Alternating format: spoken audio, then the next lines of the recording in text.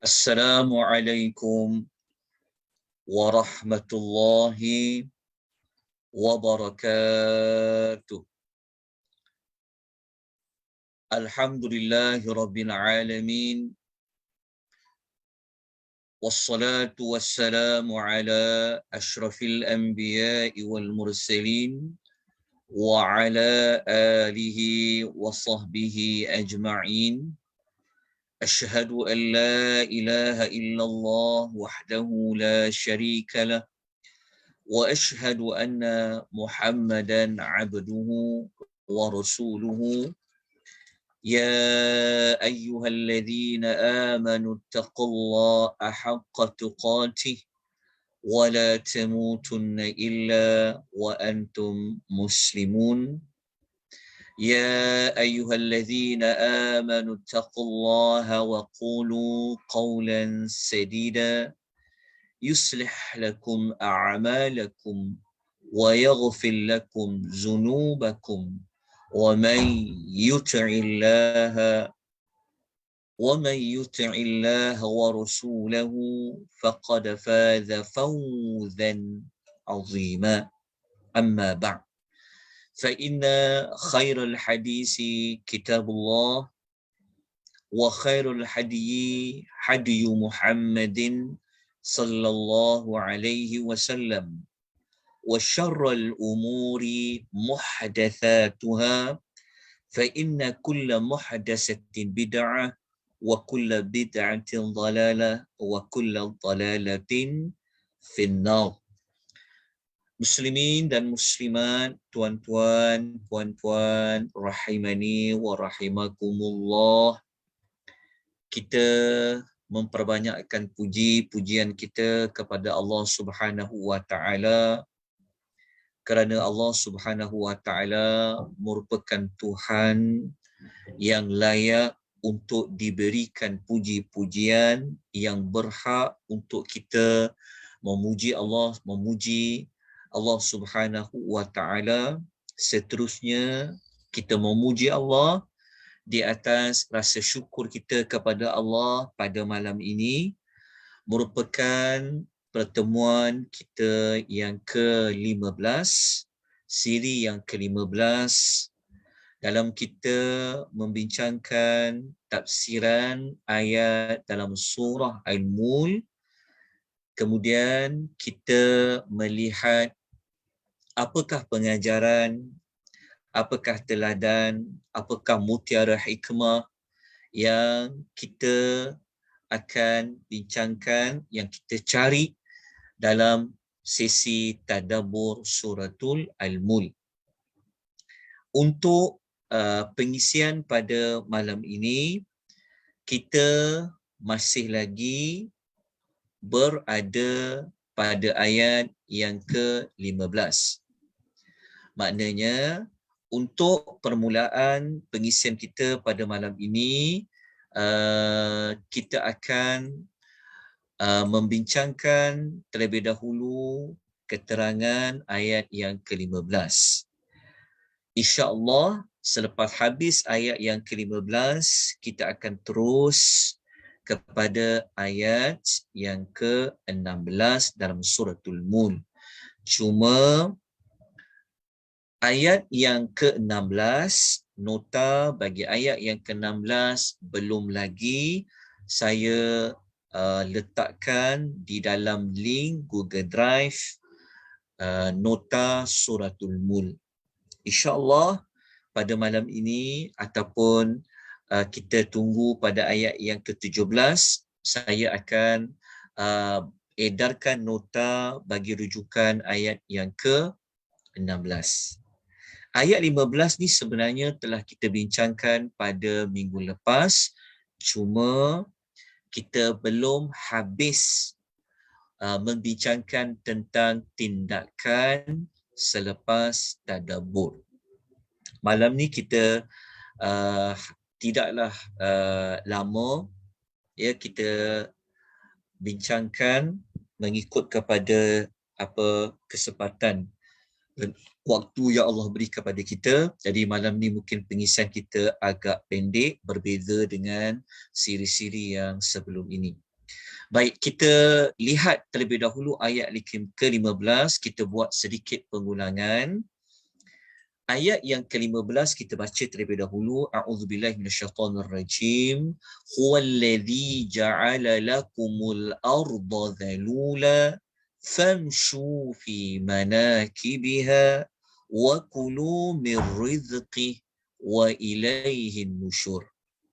Ayat yang ke-15 terjemahannya huwallazi ja'ala, dialah Allah yang telah menjadikan untuk siapa? Lakum, untuk kamu. Menjadikan apa? Al-arda, iaitu bumi. Bumi itu dijadikan dalam bentuk yang bagaimana? Zalula, iaitu mudah. Mudah dihuni, mudah diambil manfaat, mudah digunakan. Oleh kerana al-arda zalula, oleh kerana bumi itu telah pun Allah Ta'ala mudahkan untuk kamu, iaitu manusia, maka kita perlu buat apa? Famshu fi manakibiha. Maka berjalanlah kamu fi manakibiha, di segala penjurunya. Jadi kita telah kupas pada minggu lepas apa makna famshu. Berjalan di sini adalah kita kena bergerak. Kita kena berusaha. Okey, kita kena bermusafir. Mana-mana saja penjuru bumi ini. Kemudian Allah Ta'ala kata, di mana saja kamu berjalan, di penceruk bumi, di segala penjuru bumi itu, wa kulu min rizqih, dan makanlah kamu daripada rezekinya. Tetapi ingat, Allah pesan, kemana saja kamu pergi pada segala penjuru. Kalau kamu sibuk mencari rezeki kamu, Allah mengingatkan wa ilaihin nusyur, dan kepadanya kamu akan dibangkitkan. Okey, ayat ke-15 ini kalau kita letakkan, kalau kita letakkan kejap saya tengok ada tak. Sekejap. Saya takut saya tertinggal. Kejap. Ayat ke-15 ni, kalau kita nak letakkan di antara bukti-bukti kekuasaan Allah, kita boleh jadikan ayat yang ke-15 itu merupakan salah satu daripada ayat yang memaparkan akan kekuasaan Allah di atas segala sesuatu. Nak letakkan pada bilangan yang keberapa, ini sekadar cadangan. Kita boleh letakkan ayat yang ke-15 itu pada bukti kekuasaan Allah yang ke-7 daripada 15 bukti Allah itu berkuasa.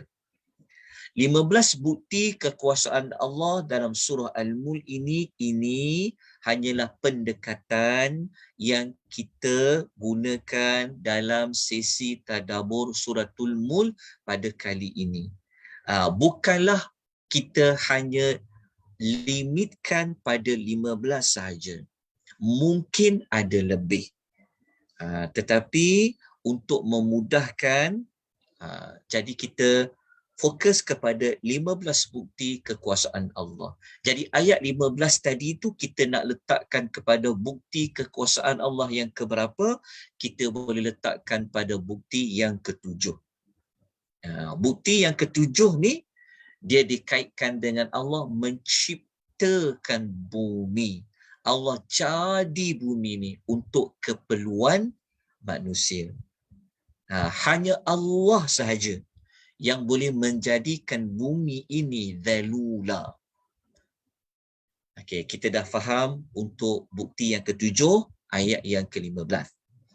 Jadi, kita terus kepada tindakan selepas tadabbur. Okey, untuk kupasannya telah dijelaskan pada siri minggu lepas, pada siri yang ke-14.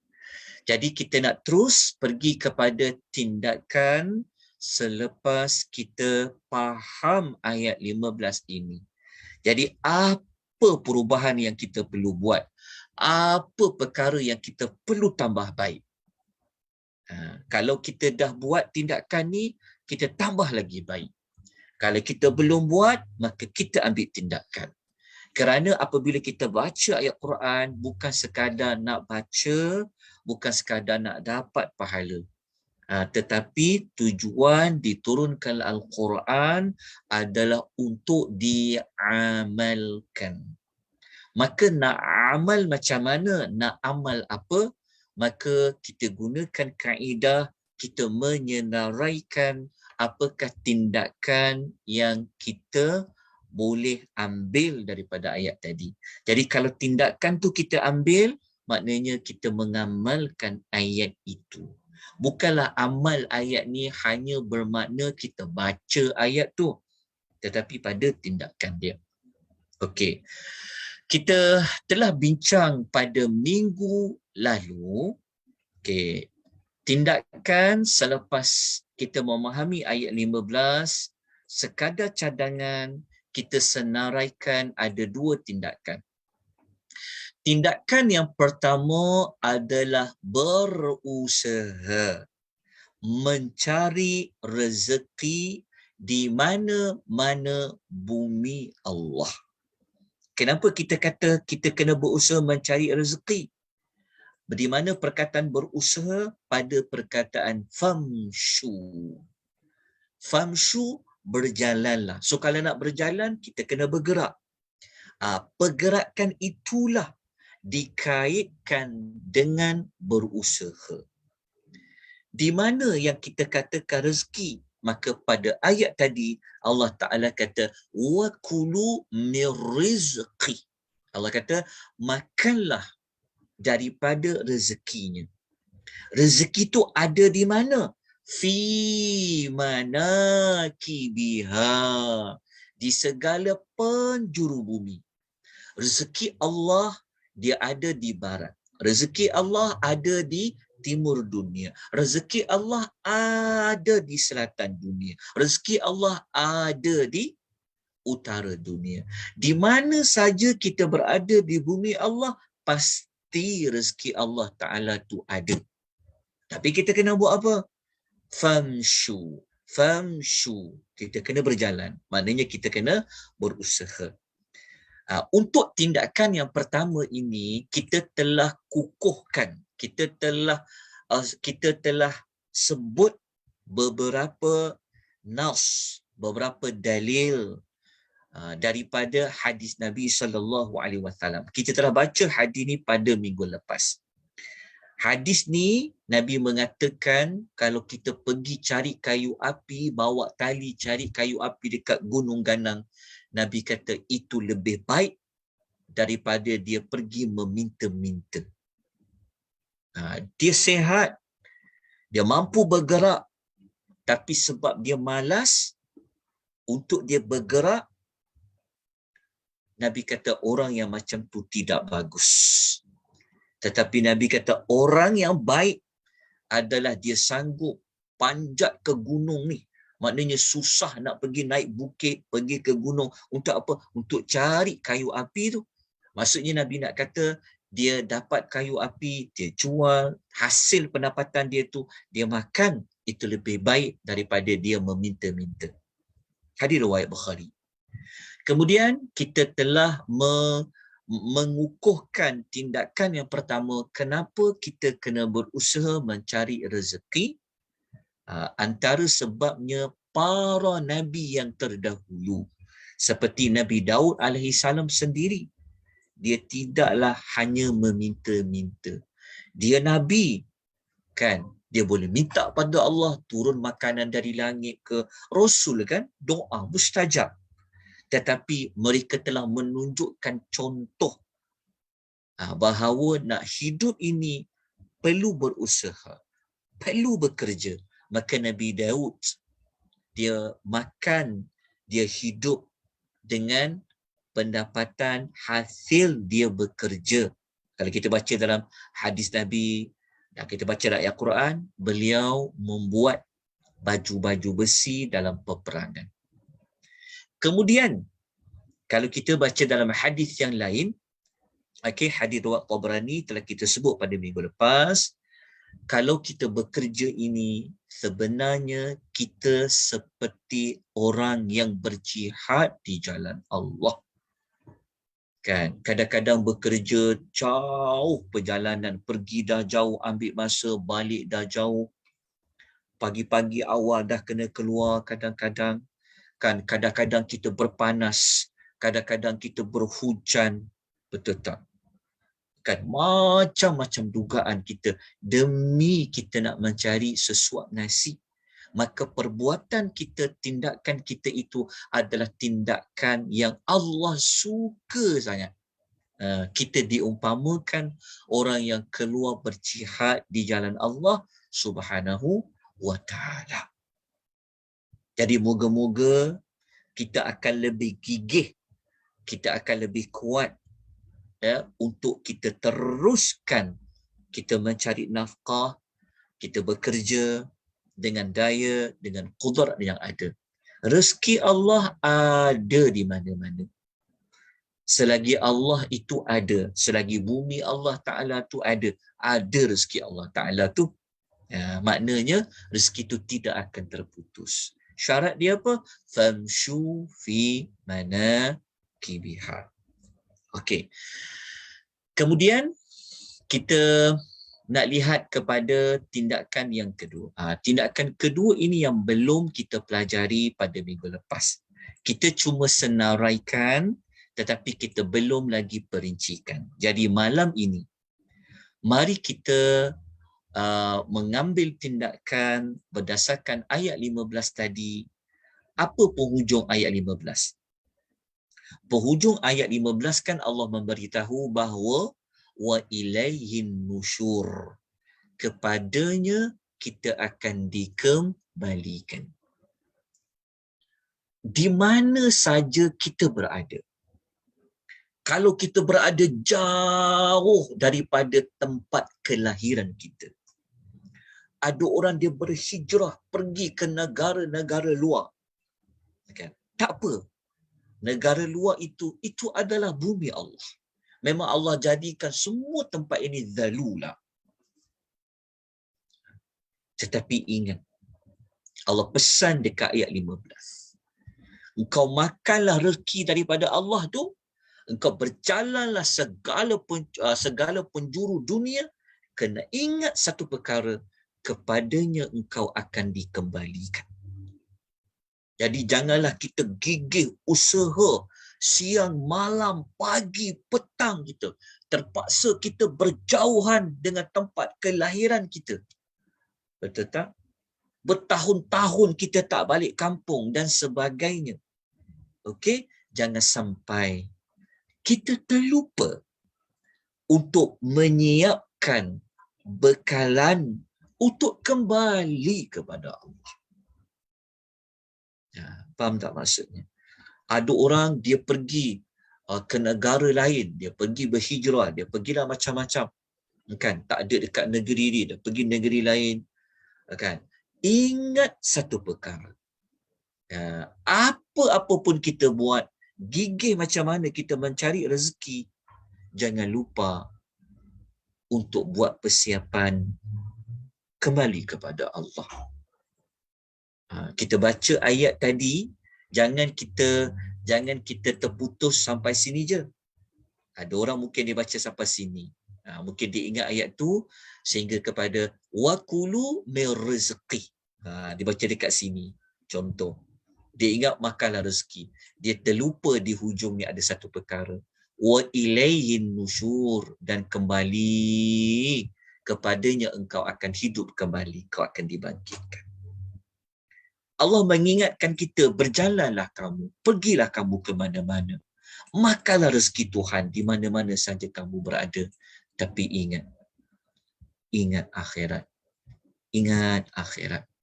Ingat akhirat. Kan? Mungkin tuan-tuan ada ahli keluarga yang jauh daripada mata kita. Betul tak? Lama, berpuluh-puluh tahun mungkin kita tak jumpa. Ataupun dia mungkin susah untuk dia balik bertemu dengan kita. Mungkin ada anak kita, mungkin ada adik-beradik kita, mungkin ada saudara mara kita, mungkin ada kawan-kawan baik kita, jiran-jiran kita. Kalau kita dapat berhubung dengan mereka, kita ingatkan kepada mereka. Kalau kita ada anak yang bekerja di negara luar, kan, kalau kita dapat berhubung dengan mereka, selain kita tanya kerja macam mana nak, okey tak, keluarga macam mana, kita ingatkan pada anak-anak kita, nak, kau sibuk macam mana pun kau kerja, kalaulah Allah bagi kau ada 25 jam, kau sibuk 25 jam sekalipun, kau jangan lupa nak, kau siapkan bekalan untuk kau kembali kepada Allah. Jelas menyiapkan bekalan untuk kembali kepada Allah. Kita ambil satu contoh. Kita ambil satu contoh kisah Abu Darda. Abu Darda ni sibuk macam mana dia bekerja mencari rezeki Allah. Dia cakap satu perkara dalam hadis riwayat Ahmad. Tengok dia kata apa. Dia kata, ma yathurruni an aquma. Dia kata perkara yang paling penting, yang paling membuatkan aku sangat gembira, dia kata, ketika aku dapat berdiri di ambang pintu Masjid An-Nabawi. Setelah itu aku berniaga sehingga dapat untung sebanyak 300 dinar dalam tempoh sehari. Sementara aku tetap mendirikan semua solat di masjid bersama dengan Nabi sallallahu alaihi wasallam. Apa hadis ni yang boleh kita pelajari? Abu Darda ni, dia kata benda yang paling menggembirakan, dia kata, aku boleh bekerja, aku dapat untung 300 dinar dalam tempoh sehari. Tapi dalam masa yang sama, aku boleh solat berjamaah bersama dengan Nabi sallallahu alaihi wasallam. Maknanya apa? Tetap solat. Kan? Ada orang sibuk nak siapkan proposal, nak siapkan kerja, nak capai KPI lah. Sibuk ni, bos suruh ni. Kan? Pelanggan banyak ni. Tetapi semayangnya entah ke mana. Waktu semayangnya tidak dijaga. Sebab apa? Sebab dia sibuk cari rezeki Allah. Betul. Kau cari rezeki Allah tu memang Allah suruh. Memang kau ikut sunnah. Betul. Dapat pahala mencari nafkah. Tetapi kenapa tak baca ayat hujung tu sampai habis? Wa ilaihin nusyur. Kenapa kau tak dalam kesibukan kau cari rezeki Allah? Jangan lupa engkau akan kembali kepada Allah. Itulah saudara perempuan untuk tindakan kita yang kedua. Cuba kita kenangkan dulu waktu kita bekerja, kan. Betul tak? Kadang-kadang waktu solat terkejar-kejar kita nak solat. Kadang-kadang hujung-hujung waktu nak habis baru nak solat. Sebab apa? Sebab sibuk dengan kerja. Bos nak cepat ni. Kan? Sibuk. Kita terlupa yang kita dapat gaji bulanan tu, yang kita dapat beli beras, kita dapat makan suap dalam mulut tu, kita terlupa ke itu daripada rezeki Allah? Kita terlupa untuk kita ingat Allah. Kita terlupa nak ingat Allah, kita makan rezeki dia. Tapi kita terlupa nak berterima kasih pada dia.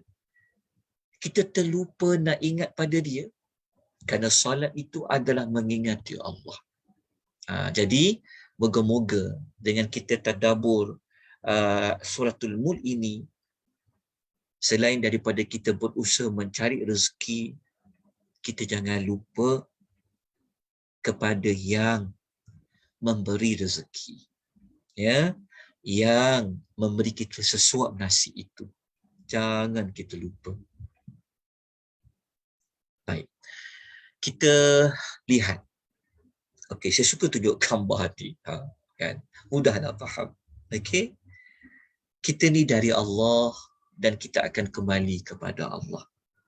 Kita bacakan awal-awal suratul Mulk pada ayat yang kedua. Allah hidupkan kita kat muka bumi adalah ujian.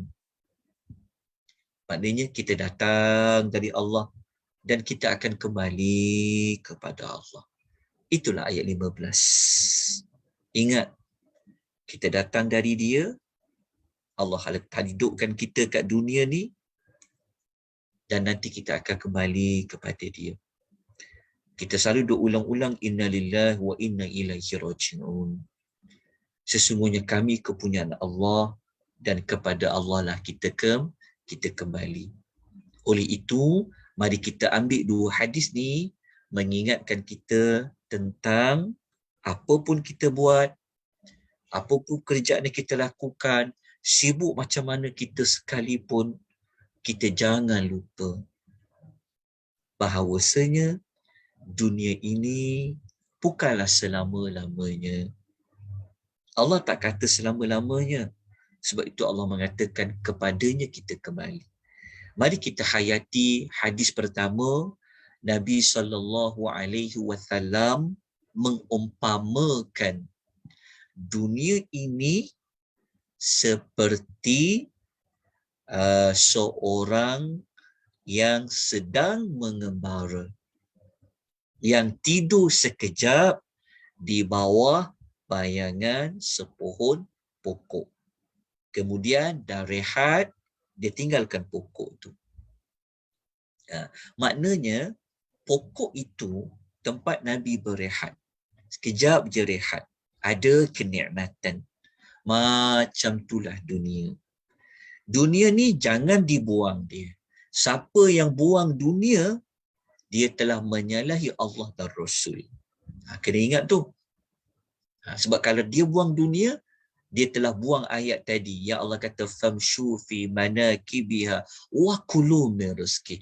Tetapi, sementara je dunia ni.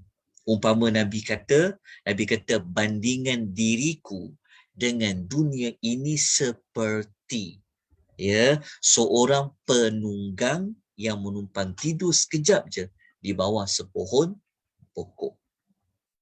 Seolah-olah kita dekat dunia ni tempat kita nikmat, ambil nikmat Tuhan tu. Jangan dibuang nikmat Tuhan tu.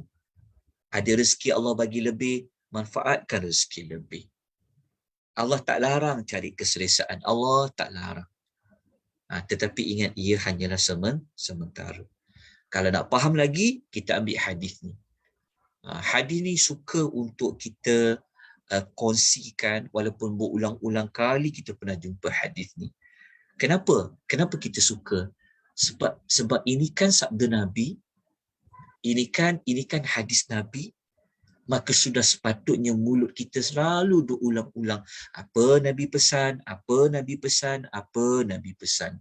Siapa lagi yang kita nak ikut kalau bukan pesanan daripada Rasulullah sallallahu alaihi wasallam.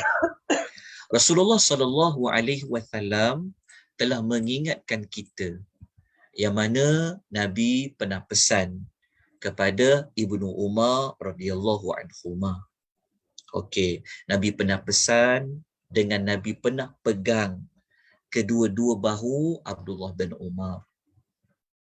Bayangkan tangan Nabi dapat dirasakan oleh kedua bahu Abdullah bin Umar. Seronok kan? Tangan Nabi dapat menyentuh kedua-dua bahu para sahabat. Nabi kata kepada Abdullah bin Umar, sebenarnya Nabi nak cakap juga kepada kita. Nabi kata, jadilah engkau di dunia ini seakan-akan orang yang asing. Pendatang asing, kita ni dekat dunia, memang pendatang asing. Kita kena jadi diri kita ni seperti pendatang asing. Ataupun engkau sebagai seorang yang musafir. Pendatang asing, ada orang jauh datang daripada mana? Pendatang asing negara kita banyak mana? Kita ambillah contoh orang Bangladesh. Okay? Mereka ni memang betul-betul ikut ayat tadi. Famshu fi mana kibiha. Mereka berjalan di segala penjuru dunia. Mereka musafir datang ke Malaysia. Betul tak? Dia datang dekat Malaysia ni sebagai pendatang asing. Moga-moga mereka datang dengan izin lah. Pendatang asing dengan izin. Tetapi mereka datang ke Malaysia, mereka buat apa? Mereka tak kisah ada kerja apa mereka terima. Betul tak? Walaupun kerja sampai berbelas-belas jam, berapalah sangat gaji dia. Betul tak? Tetapi dia datang dekat Malaysia ada tujuan. Tujuan dia apa? Dia nak cari bekalan. Bekalan dia dapat setiap bulan tu lah, dia hantar dekat kampung dia. Dihantar dekat kampung dia. Tapi dekat Malaysia dia tak lama pun. Cukup duit dia, cukup apa yang dia perlu, dia akan balik semula ke tempat asalnya. Kerana Malaysia ni bukan tempat dia nak duduk lama-lama. Malaikat kalau dia kahwin tu lain cerita lah. Tapi umpama macam tu. Jadi kita dekat dunia ni umpama pendatang asing. Kita dekat dunia ni, kita cari bekal. Bekalan itulah yang kita hantar pergi ke hari akhirat. Kalau pendatang asing tu, dia hantar duit dia ke kampung dia, maka kita pun hantar duit kita ke alam akhirat. Tukar duit tu dengan apa? Tukar duit tu dengan sedekah, dengan zakat, dengan wakaf dan sebagainya. Ataupun kita sebagai seorang musafir. Okey. Kita sebagai seorang musafir ni, maksud dia kita dekat dunia ni, kita tak nak lama pun. Habis tugasan kita, habis kerja kita, macam kita nak melawat orang kan. Mungkin kita pergi, mungkin kita musafir kerana kita ada kerja yang kita nak kena buat. Mungkin 2 hari, mungkin 3 hari. Habis kerja tu, kita tak sabar-sabar nak balik ke rumah kita. Betul tak? Begitu juga kita dengan dunia. Kita dengan dunia ni, kita hanyalah musafir. Kita bukan nak bermukim, kita bukan nak bermustatin selama-lamanya di dunia. Tapi masa dekat dunia ni, Allah Ta'ala beri kita apa? Famshu fi manakibiha wa kulu min rizqi. Tapi Allah ingat di hujungnya, wa ilaihin nusyur. Wa ilaihin nusyur. Okey. Habis untuk tindakan ini, hanya 2 saja tindakan yang dapat kita cadangkan. Mungkin sebab tuan-tuan dah biasa ikut, tuan-tuan dah tahu apa tindakan nak buat. Okey. Pertama, kena faham dulu ayat tu apa. Apa yang Allah nak sampaikan. Baru kita boleh keluarkan apa yang kita kena buat. Okey, jadi saya hanya sebutkan 2 sahaja contoh. Mungkin tuan-tuan ada idea yang lain berdasarkan ayat tadi, tuan-tuan boleh senaraikan. Okey. Jadi kita pergi kepada maklumat yang kedua setelah tadabbur, iaitu kita nak membina, nak mencari mutiara hikmah daripada Al-Quran. Saya letakkan akronimnya MUHIQ. MUHIQ iaitu mutiara hikmah Al-Quran. Okey. Mutiara hikmah ni kita ambil daripada ayat 15 tadi. Okey, satu contoh. Okey, satu contoh saya letakkan yang pertama, Allah Maha mengetahui apa yang berlaku di bumi. Allah, dia Maha tahu apa yang terjadi dekat bumi. Macam mana kita boleh ambil maklumat ini? Kerana Allah Ta'ala telah jadikan bumi ini untuk kita. Sebab tu Allah Ta'ala kata, berjalanlah kepada mana segenap penjuru dia. Lepas tu Allah kata, makanlah rezekinya. Macam mana Allah Ta'ala tahu kita perlu rezeki ketika kita berada di sudut dunia sana? Macam mana Allah Ta'ala tahu rezeki kita ketika mana kita berada di dalam negara yang sana? Jawapan dia, bumi ni kan Allah yang jadikan untuk kita. Jadi Allah Ta'ala tahulah apa yang berlaku di bumi itu. Okay, itu yang pertama. Yang saya akan letakkan dalam sanubari, saya pegang maklumat ni sampai bila-bila. Jadi ketika mana saya baca ayat nombor 15, saya teringat satu kata-kata, satu mutiara hikmah daripada ayat nombor 15. Yang kedua, semua yang ada di tangan kita, ia adalah milik Allah. Faham kan? Semua yang ada di tangan kita, dia adalah milik Allah. Kenapa kita kata dia adalah milik Allah? Yang pertama, bumi itu Allah yang buat untuk kita semua. Dan di bumi itulah adanya rezeki Allah Subhanahu wa Ta'ala. Jadi apa yang kita miliki pada hari ini, ia bukanlah milik kita, tetapi ia adalah milik Allah. Betul tak? Adakah tuan-tuan bersetuju dengan kata-kata ini berdasarkan ayat 15 tadi? Tuan-tuan lahir di mana? Tuan-tuan lahir di mana? Tuan-tuan kerja di mana? Betul kan? Kita lahir negeri lain, kita kerja tempat lain. Tapi tempat kita lahir tu, bumi siapa? Tempat kita kerja tu, bumi siapa? Ada orang dia tukar kewarganegaraan kan? Mungkin dia dah apa, dia panggil immigrant, dia panggil apa istilah dia tu kan? Walaupun dia bukan lagi jadi warga negara Malaysia, contoh kan, tetapi ia berada di bumi siapa? Dia tetap berada di bumi Allah. Kat mana pun kita berada, dia berada kat mana pun, dia tetap baca ayat yang sama. Kita berada dekat Malaysia, baca ayat 15 suratul Mulk yang sama. Orang yang berada di negara luar pun, dia pun baca ayat yang sama. Jadi apa yang kita miliki ketika kita berada di Malaysia ini adalah milik Allah. Orang yang di sana pun sama juga. Semua itu adalah milik Allah. Jadi buat apa kita berbangga dengan sesuatu yang bukan milik kita? Kenapa kita tak mahu berkorban? Kita tak mahu tolong orang lain, sedangkan yang dekat tangan kita tu bukan milik kita, dia adalah milik Allah. Jadi inilah mutiara hikmah. Nama pun mutiara kerana ia adalah daripada kalam Allah. Maka apabila saya baca ayat 15 ni, kan, kita akan menjadi seorang yang kata orang mudah nak memberi. Kita jadi seorang yang tak sayang sangat dengan harta kita, kan? Kerana bukanlah milik kita. Buat apa aku nak simpan lama-lama? Buat apa sampai aku jadi bakhil ni, aku tak nak tolong ni, aku sekian-sekian. Lepas tu kita bangga pula. Engkau ada seperti mana aku ada.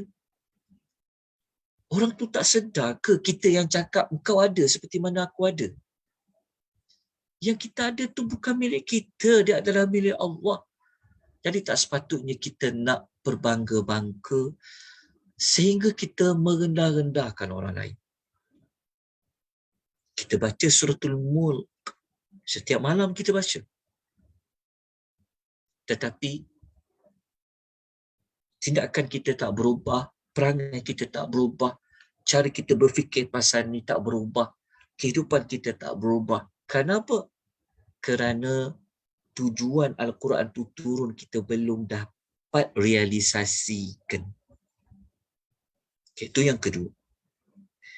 Yang ketiga, saya dapat buat satu mutiara hikmah, rezeki Allah ada di mana-mana. Sebab Allah suruh kita berjalan di mana-mana. Betul? Okay. Yang keempat, semua yang hidup pasti akan mati dan akan kembali menemui penciptanya. Ini samalah seperti yang kita faham pada tindakan yang kedua. Bila kita baca ayat nombor 15 ni kan, kita akan jadi manusia yang sedar tau. Selama ni kita lalai sangat. Kita duk pulun.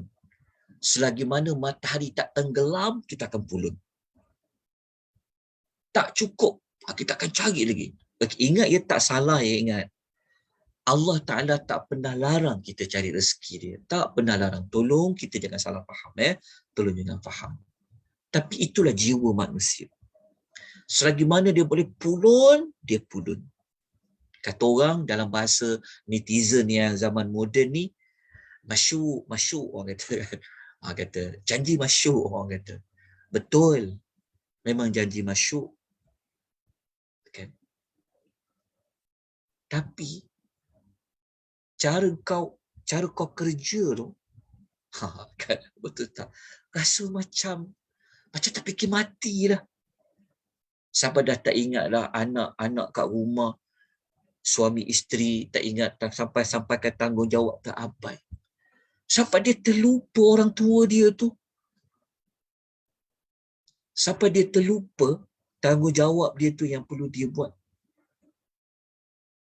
Jadi, pegang maklumat tu. Okey, saya kuatkan maklumat yang keempat ni, mutiara yang keempat ni dengan hadis Nabi SAW.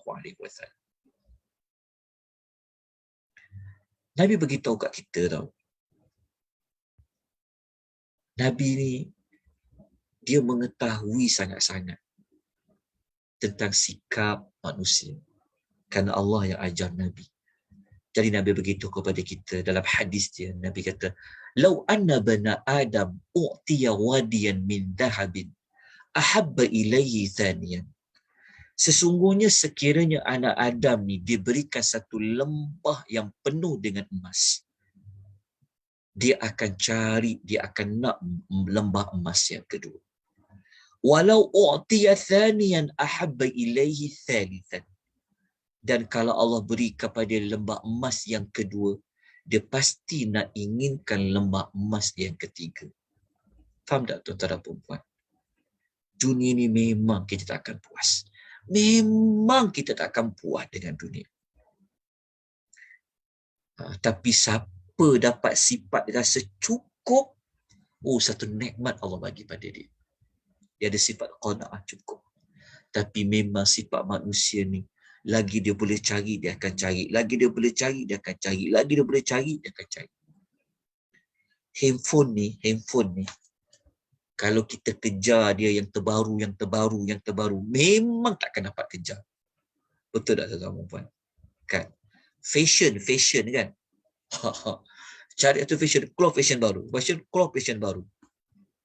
Sedangkan yang lama tu masih elok. Tapi sebab kita tak puas. Keluar kereta, beli kereta, keluar pula kereta baru, keluar pula edisi baru. Kalau kita kejar nak ikut yang terbaru, memang tak terkejar kita. Kita beli tahun ni, tahun depan keluar yang baru. Beli tahun ni keluar yang baru.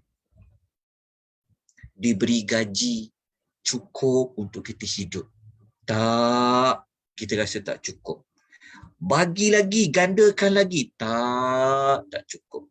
Ganda lagi, tak cukup. So, bila nak cukup? Bila nak puas? Bila nak dapat puas tu dekat dunia, confirm kita memang takkan puas. Tak akan punya. Melainkan Allah bagi nikmat, kita rasa cukup dengan apa yang ada. Maka Nabi kata, macam mana nak puaskan dia? Nabi kata, wala yamla'u jawfa bani Adam ila turabu. Tidak ada yang dapat menutup perut anak Adam kecuali tanah. Selagi dia tak mati, dia tak akan berhenti. Kita tak pernah nampak tak orang macam tu. Sebab tu kalau Allah bagi kita rasa cukup dengan apa yang ada. Ingat ya, cukup dengan apa yang ada bukan bermakna kita tak boleh cari lebih. Bukan, tolong jangan salah faham. Tetapi jangan kita duk pulun sampai kita terlupa. Yang akhirnya kita akan kembali kepada Allah. Wa ilaihin nusyur. Wa ilaihin nusyur. Okay, ini hadis riwayat Al-Bukhari. Okay, moga-moga kita dapat banyak manfaat. Kita dapat betulkan cara kita fikir.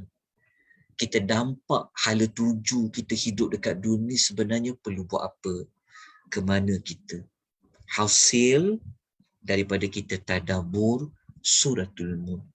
Kita dah beza dah cara kita faham dengan Quran. Kalau dulu kita ingat Al-Mulk, kita ingat nak kejar elak kubur saja. Betul, itu kita kena amalkan.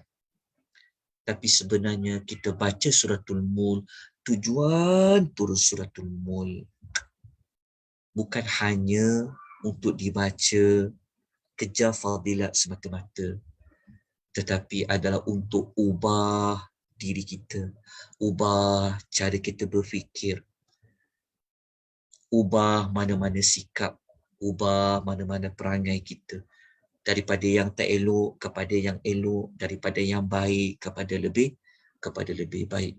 Lebih banyak, lebih lama, lebih mendalam kita faham mesej Allah nak kata apa, dia akan bawa kita lebih dekat dengan Allah. Dia akan membawa jiwa kita ni jiwa yang memikir masa depan yang sebenar-benarnya.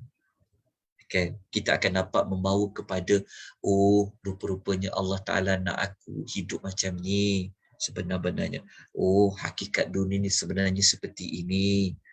Jadi moga-moga kita dapat manfaat. Okey. Jadi kita terus pergi kepada ayat yang berikutnya. Okey, jadi kita dah habis ayat yang keberapa? Kita dah cerita tentang ayat yang ketujuh, bukti yang ketujuh kan?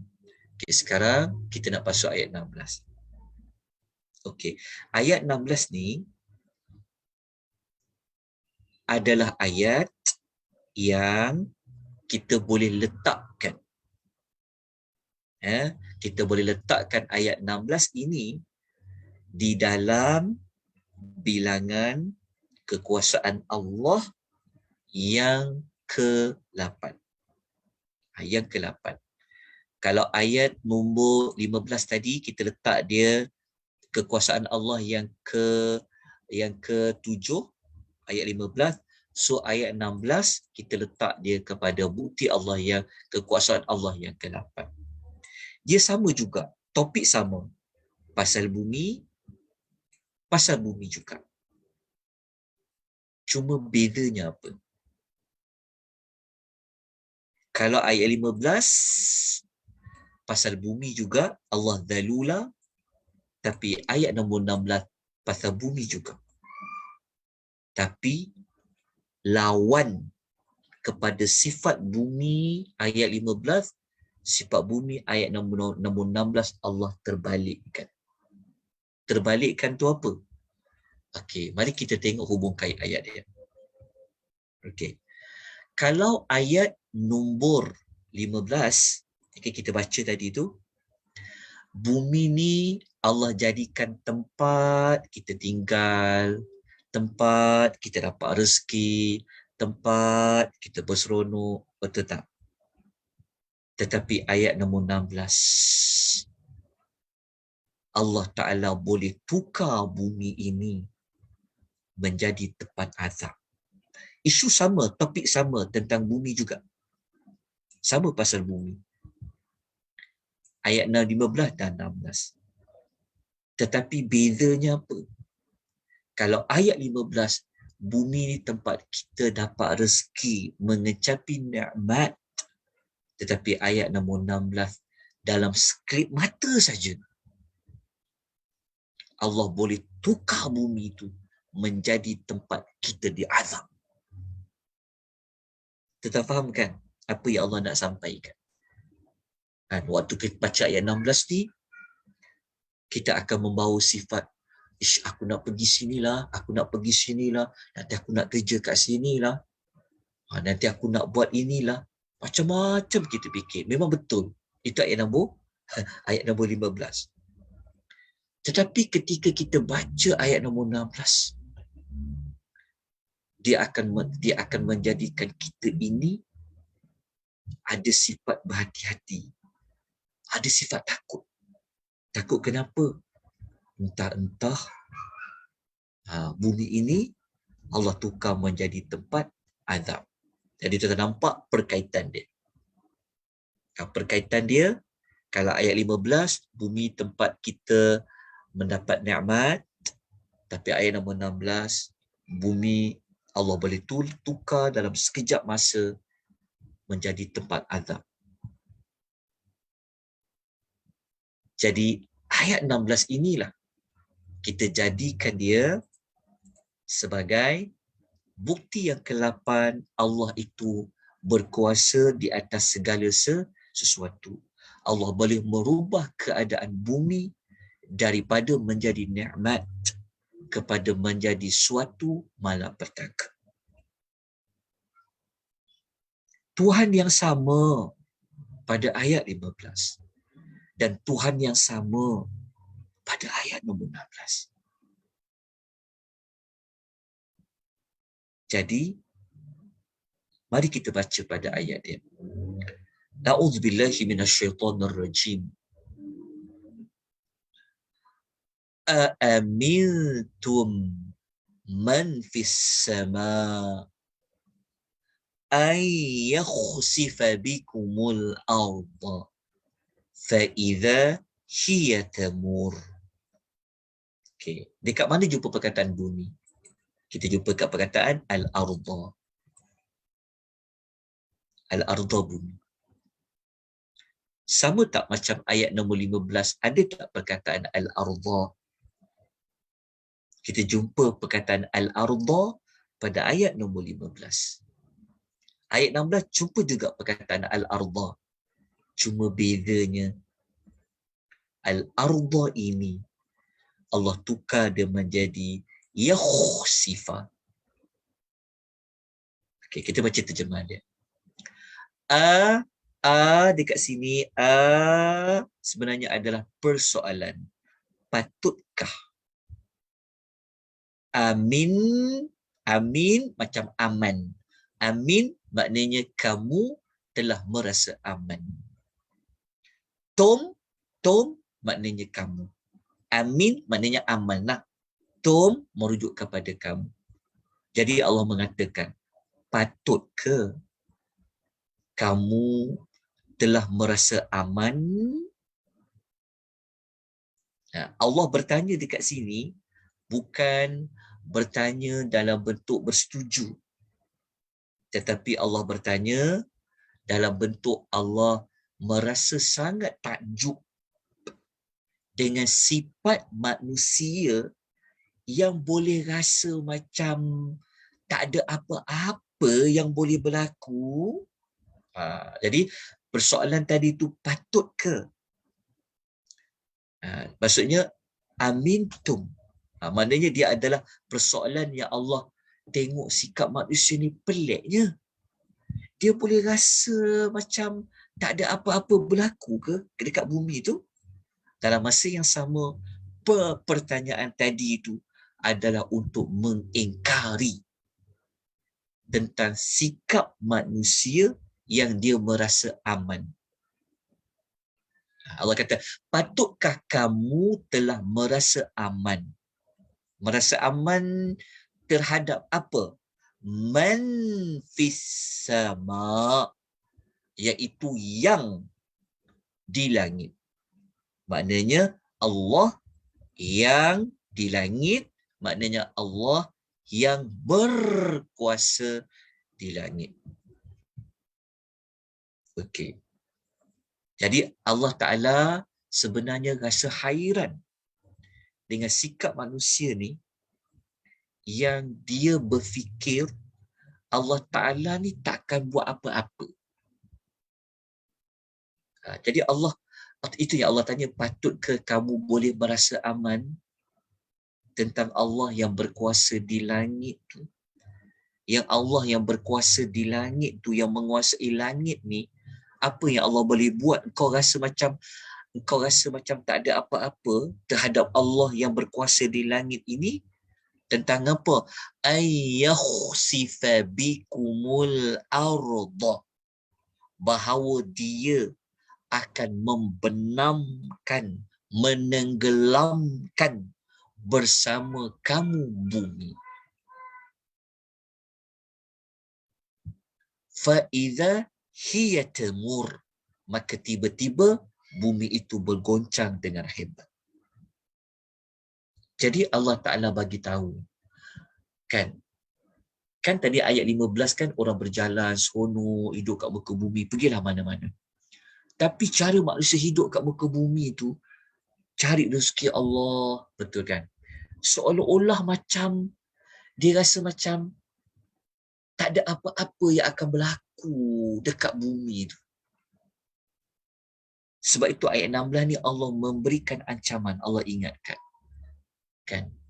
Dengan bentuk Allah Ta'ala tidak bersetuju, mengingkari perasaan sikap manusia yang seolah-olah macam dunia ni takkan jadi apa-apa. Sedangkan Tuhan kata, engkau orang boleh merasa aman ke terhadap Allah yang boleh benamkan kau masuk ke dalam bumi, dan bumi itu menjadi bergoncang dengan hebat.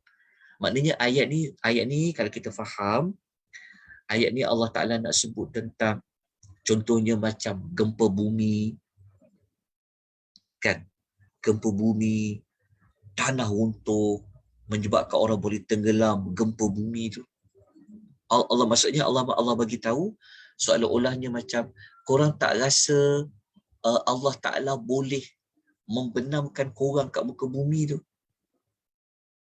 Maknanya dekat sini dia lawan kepada ayat 15 tadi. Kalau ayat 15 tadi ayat yang kita boleh Allah jadikan bumi ni untuk kita mendapat nikmat, mendapat kesenangan, betul. Tetapi dalam masa yang sama Allah ingatkan bumi ni bila-bila je Allah Ta'ala boleh tukar bumi yang mula-mula kita boleh berjalan di atasnya, Allah Ta'ala boleh buka bumi itu sehingga kita tenggelam bersama dengan bumi-bumi itu.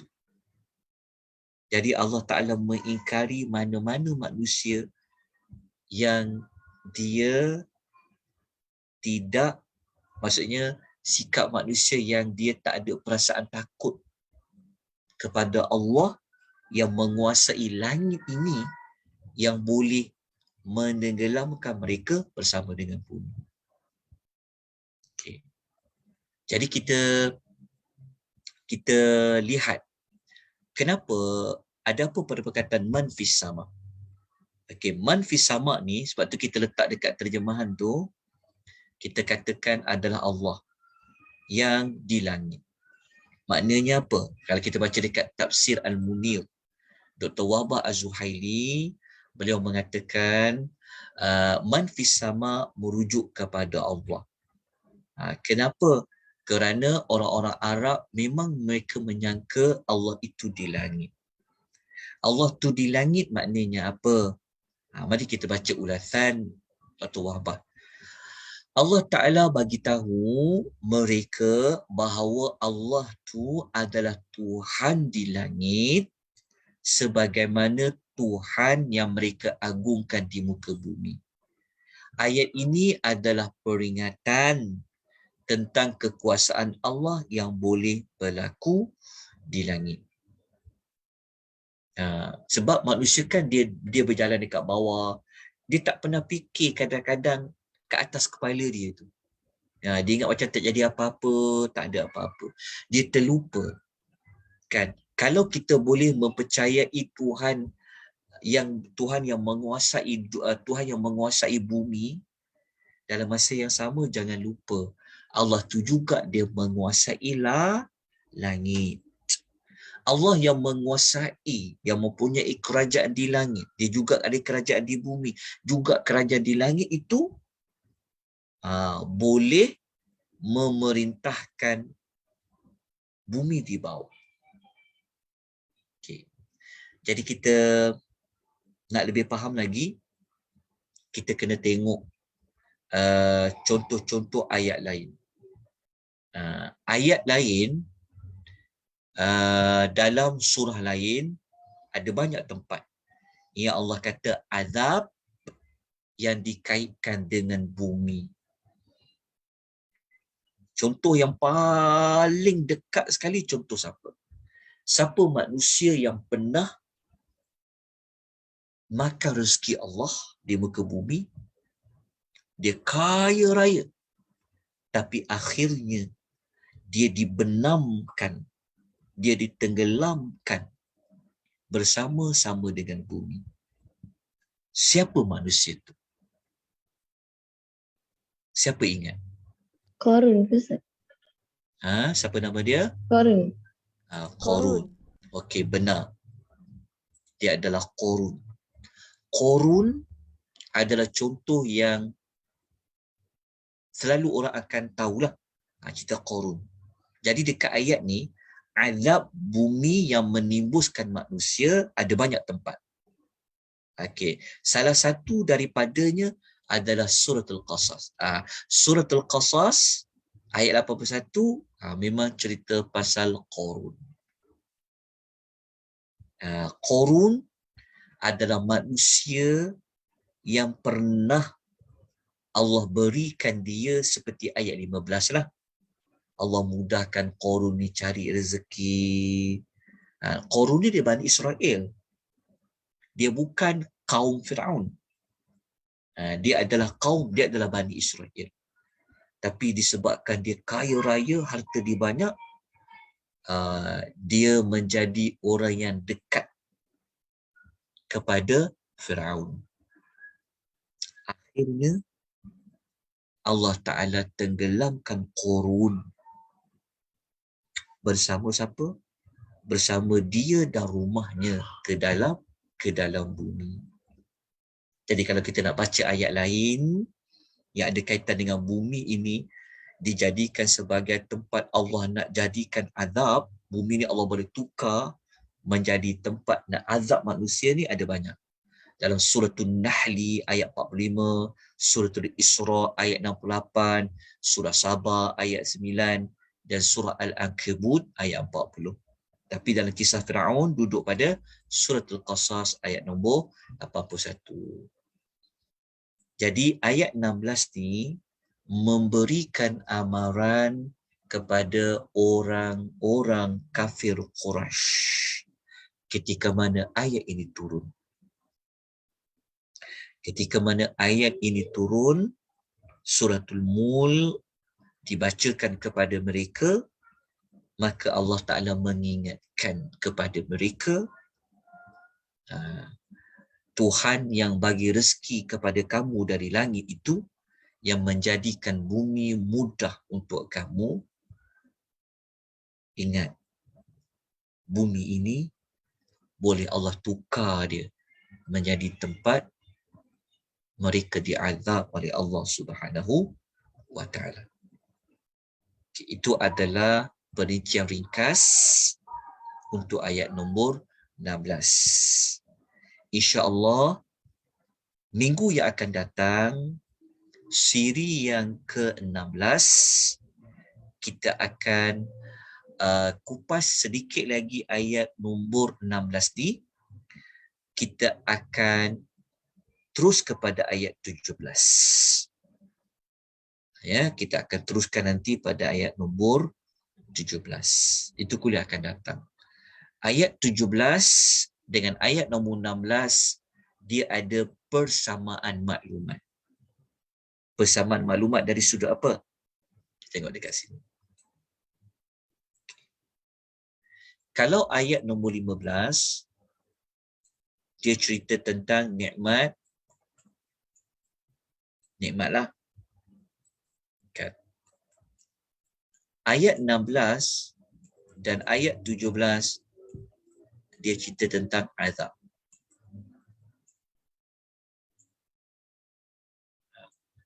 Allah pengunia nikmat, Allah juga yang akan mendatangkan azab.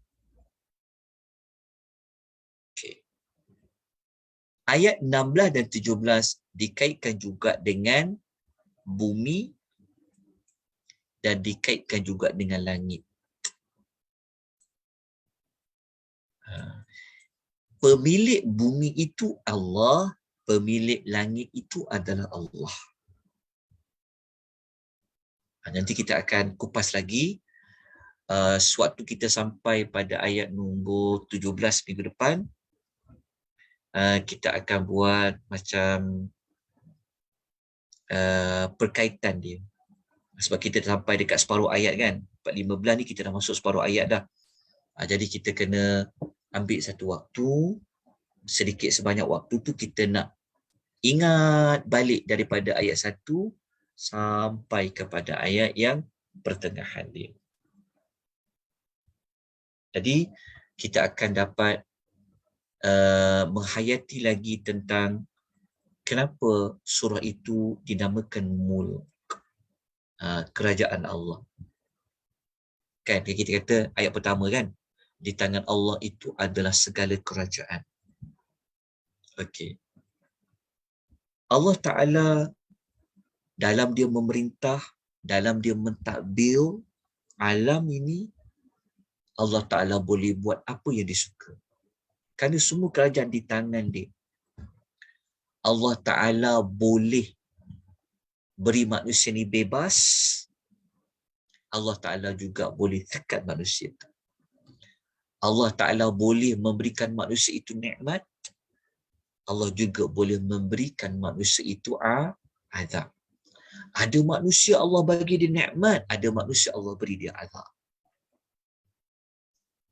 Itulah cara Allah Ta'ala dia mentadbir, menguruskan semua kerajaan dia.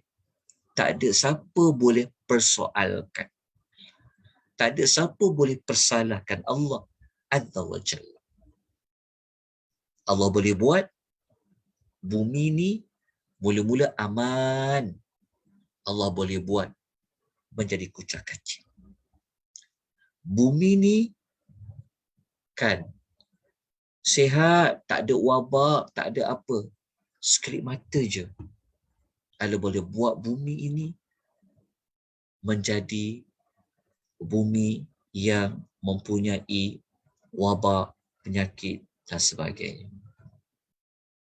Begitulah yang Allah nak terangkan dalam suratul Mulk. Dia berkuasa atas segala sesuatu. Tak ada siapa boleh elak bumi tu daripada dia terbelah. Tak ada siapa boleh elak daripada bumi itu tenggelamkan dia. Tak ada siapa. Tak ada siapa yang tahu di bumi mana nanti yang akan berlakunya gempa bumi.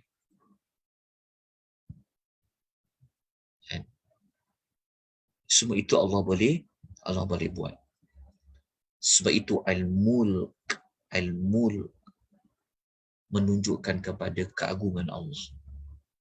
Jadi moga-moga Allah jauhkan kita daripada semua azab ni. Nanti kita akan masuk kepada tindakan selepas tadabbur insya-Allah pada minggu hadapan. Jadi untuk malam ni kita tak sempat untuk masuk tindakan selepas tadabbur untuk ayat nombor 16. Kerana ayat nombor 16 ni kita akan terangkan lagi insya-Allah sekali lagi pada minggu hadapan. Jadi saya berhenti di sini. Ya, kita dah 10:30. Jadi ada apa-apa pertanyaan, perkongsian, silakan tuan-tuan dan puan-puan. Kalau saya tengok dekat ruangan chat ni, ada yang mengatakan rezeki yang tak mencukupi ataupun agak sempit, adakah disebabkan sedekah ataupun zakat yang dikeluarkan masih tak cukup? dan perlu diperbanyakkan lagi. Saya tak faham maksud dia apa. Maksud dia begini. Kadang-kadang kita kena faham benda yang paling utama. Allah hidupkan kita ni ujian. Ya? Ingat faham dulu tentang ujian. Kadang-kadang kita dah keluar takat kan apa yang perlu. Tapi sempit juga hidup kita. Seolah-olahnya macam kita baik. Kan kita solat, kita tak lupa Allah, betul tak? Kita tak lupa tanggungjawab kita dengan orang lain. Tapi rezeki kita macam tu je. Kan? Sempit je. Cukuplah kata orang kais pagi makan pagi, kais petang makan petang tu maksudnya cukup-cukup je. Kan? Bezalah dengan orang lain kan contoh. Tapi kita alhamdulillah sembahyang kita tak tinggal, kita baik. Jadi adakah kehidupan kita tu ada something wrong? Gitu kan? Adakah ada benda yang aku tak buat ni yang menyebabkan Allah sempitkan rezeki kita?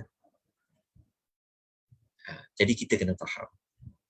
Allah menyempitkan rezeki kita ada hikmah. Allah melebihkan rezeki kita pun ada hikmah. Dua-dua itu adalah ujian. Kadang-kadang kita nampak Allah bagi rezeki kita cukup-cukup ni. Kadang-kadang kita mungkin salah sangka pada Allah. Jadi kita kena betulkan. Disebabkan rezeki kita sempit itulah. Okay? Disebabkan rezeki kita yang kadang-kadang disebabkan rezeki kita yang sempit itulah. Kita selalu ingat pada Allah. Sebab kita tahu Allah je sumber rezeki kita kan. Ingat kita pada Allah. Kita rajin doa. Rajin baca Quran. 1000 kali dah kita baca Quran ni contoh kan. Tetap macam tu. Sebenarnya itu yang bagus. Belum tentu Allah lebihkan rezeki kita. Kita sempat nak baca Quran. Sempat kita nak doa banyak. Sebab apa? Pernah tak dalam hidup kita dapat rezeki lebih kan? Kadang sampai kita lalai. Kan? Dapat rezeki lebih, nak berjalan lama. Kan? Sampai kita, solat kita dah macam mana ni? Sampai kita terlupa. Sebab kita dah ada serba-serbi, kadang-kadang kita tak minta apa lagi. Kadang-kadang kan, kita dah ada semua. Jadi nak doa apa tapi kalau kita tak ada, kita ada benda je tak ada, itu yang kita mudah je. Ringan je tangan nak doa, ya Allah, berilah aku ni, ya Allah, murahkan rezeki aku. Jadi tidak semestinya rezeki kita Allah sempitkan menandakan kita tak ada benda yang kita tak selesai lagi buat di sisi Allah. Kadang-kadang itulah ujian yang Allah bagi. Kita ambillah macam Nabi SAW. Kan? Takkanlah para Nabi ni Allah uji dia dengan keburukan menandakan mereka itu jahat. Belum tentu. Tapi kadang-kadang ada kaitan. Kadang-kadang rezeki kita sempit, mungkin kerana kita ada buat benda yang salah. Mungkin ada kaitan juga. Tapi kadang-kadang sebaliknya. Wallahu ta'ala a'lam bis-shawab. Baik. Ada persoalan lain, komentar lain? Apa tuan nak kongsi? Boleh silakan kongsi tuan perempuan. Sebelum kita tamatkan pengisian kita pada malam ini. Moga-moga sedikit sebanyak kita dapat ilmu yang baru. Dapat maklumat yang baru. Sekurang-kurangnya iman kita adalah tersentuh sikit, kan. Moga-moga minda kita ni mungkin akan terbuka sikit. Mungkin selama ni kita tak nampak hala tuju, malam ni nampaklah sedikit apa yang kita nak kena buat. Moga-moga tak dapat banyak, dapat sikit, satu rahmat dari Allah. Ya, dapat luangkan masa untuk Allah 1 jam setengah ni, dapat 1 jam setengah pula, kan. Dapat kita luangkan masa untuk kita baca ayat Allah, kita bincang ayat Allah, kita cerita pasal Allah Ta'ala ni, satu rahmat yang besar sebenarnya tentang perempuan. Ya, satu rahmat yang sangat besar dari Allah Subhanahu wa Ta'ala. Jadi saya mohon maaf jika ada mana-mana kekurangan, kelemahan, salah silap. Ya, jika ada apa-apa yang saya tersalah, tolong betulkan, tolong beri nasihat. InsyaAllah kita sama-sama dapat manfaat. Jadi nota untuk ayat 16, nanti saya akan kongsikan insyaAllah. Baik, kita ucapkan jazakumullahu khaira kepada penganjur kita, Persatuan Semarak Cinta Kasih, di atas penganjuran majlis ilmu pada malam ni. Juga kepada tentara perempuan yang setia, yang sudi bersama-sama mengimarahkan majlis ilmu kita pada malam ni, sama ada yang mengikuti secara langsung ataupun yang mengikuti secara rakaman, sama ada di FB Akademi Tadabbur ataupun di Zoom seperti yang kita sama-sama ikuti. Hanya Allah yang boleh membalas jasa baik tuan-tuan dan puan-puan semua. Semoga Allah sentiasa memberikan kita kemanisan, rasa seronok kita masuk kelas-kelas tadabbur ni. Ya, kalau kita ada sifat macam tu, minta Allah bukakan lagi. Ya, segala segala ilmu Allah Subhanahu wa Ta'ala. Apa kita dapat ni semua daripada Allah Subhanahu wa Ta'ala. Tanpa Allah gerakkan hati kita, tanpa Allah lapangkan dada kita, tanpa Allah beri kita petunjuk, tanpa Allah bagi kekuatan, tentu kita takkan dapat ilmu dari Allah Subhanahu wa Ta'ala. Kita bertemu lagi tuan-tuan pada siri ke-16 pada minggu depan. Saya dan kita semua sudahi majlis ilmu kita dengan kafaratul majlis. Subhanakallahumma wa bihamdika asyhadu an la ilaha illa anta astaghfiruka wa atubu ilaik. Wabillahi taufiq wal hidayah. Wassalamu alaikum warahmatullahi wabarakatuh. Terima kasih Ustaz. Assalamualaikum.